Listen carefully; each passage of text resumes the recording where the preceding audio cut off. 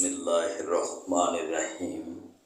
Honorable viewers, আসসালামু আলাইকুম।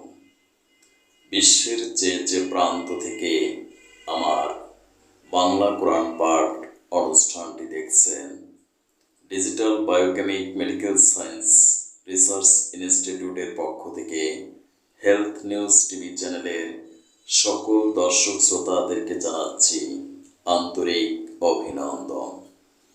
আজ আমি পাঠ করব সূরা ইয়াসিন আয়াত 51 থেকে 60 পর্যন্ত। অনুবাদে কণ্ঠ দিয়েছি আমি ডাক্তার কাজী দেলোয়ার হোসেন। আয়াত 51। যখন সিংহায় ফুৎকার দেওয়া হবে, তখন মানুষ কবর থেকে তাদের রবের দিকে ছুটে আসবে। আয়াত 52।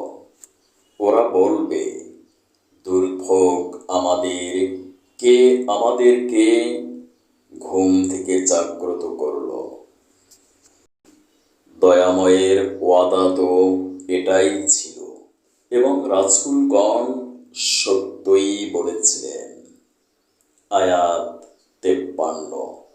এ হবে এক মহানাদ, তখনই ওদের সকলকে আমার সম্মুখে উপস্থিত করা হবে। আয়াত 54। এবং বলা হবে, আজ কারো প্রতি কোনো জুলুম করা হবে না এবং তোমরা যা করতে কেবল তার ফলন দেওয়া হবে। আয়াত 55। এদিন বেহেশতীবাসীগণ আনন্দে মগ্ন থাকবে। আয়াত 56। তারা এবং তাদের সঙ্গিনীগণ সুশীতল ছায়ায় থাকবে এবং হেলান দিয়ে বসবে সুসজ্জিত আসনে। আয়াত 57।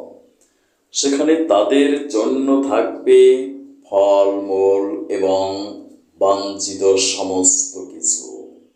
আয়াত 58। দয়ালু রবের পক্ষ হতে তাদের বলা হবে সালাম এবং আরো বলা হবে, হে পাপীরা, আজ পৃথক হয়ে যাও। আয়াত 60।